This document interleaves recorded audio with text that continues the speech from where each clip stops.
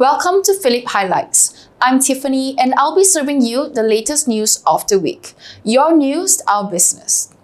Recent sentiment appeared to get a boost from a series of generally positive economic readings, particularly on inflation.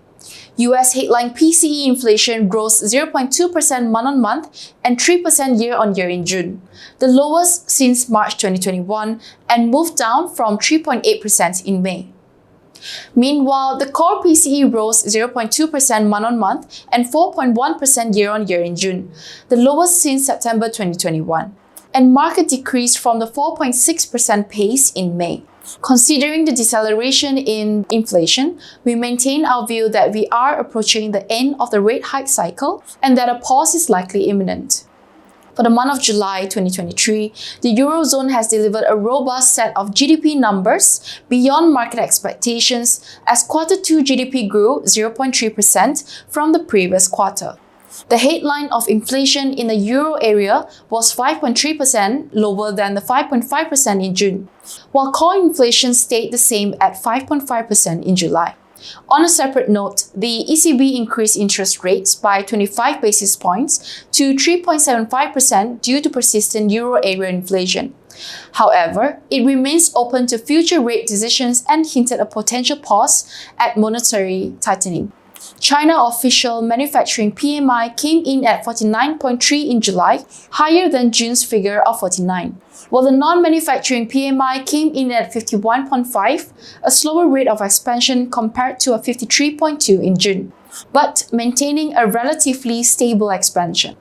The services sector expanded following a boost in leisure and tourism consumption driven by the summer holiday. Notably, the logistics, accommodation, and catering industries grew rapidly with activity indexes averaging 55 points and above. With the recent introduction of policies to promote private sector growth and expand domestic demand, we think this will continue to boost sentiment and restore confidence among investors.